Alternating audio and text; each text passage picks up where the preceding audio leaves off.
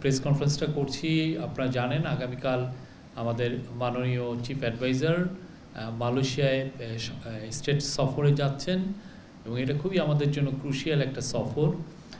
এটা 3 দিনের একটা সফর। এই 3 দিনের এই সফরের উপরে ওইখানে অনেকগুলো MOU সাইন হবে, অনেকগুলো এক্সচেঞ্জ হবে।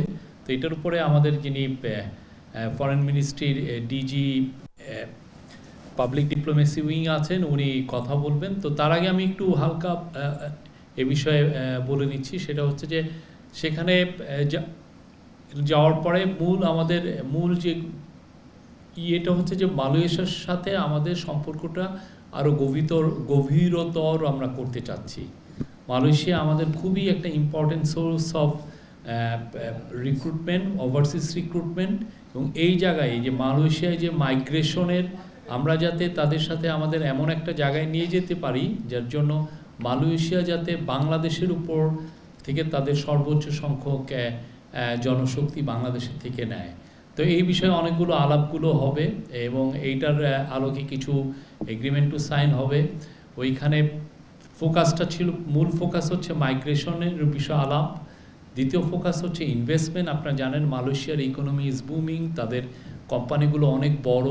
তার মধ্যে বড় বড় যেগুলো কোম্পানি আছে যেমন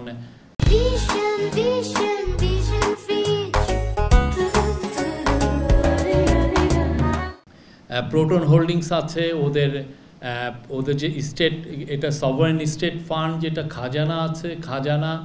তারপরে ওদের পেট্রোনাস, ওদের যেটা স্টেট ওন যেটা পেট্রোলিয়াম কোম্পানি আছে, তাদের সাথে অনেকগুলো এদের যে যারা চিফ এক্সিকিউটিভ তাদের সাথে ওনার কথা হবে। এবং ওইখানে মালয়েশিয়ায় 13 তারিখে একটা বিজনেস কনফারেন্সে 13 তারিখে তো বিজনেস উনি ওইখানে বক্তৃতা করবেন 12 তারিখে, সরি।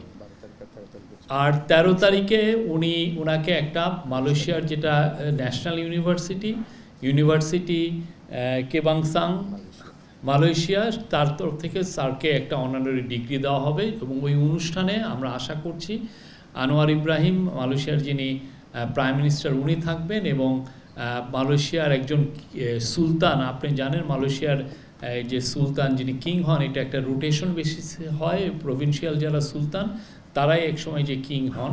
তো একজন সুলতান থাকবেন।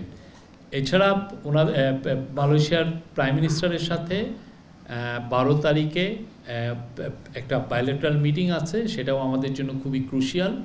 তা আমরা আশা করছি মালয়েশিয়ার সাথে যে আমাদের সুসম্পর্ক আছে সেটা একটা নতুন উচ্চতায় অধিষ্ঠ হবে।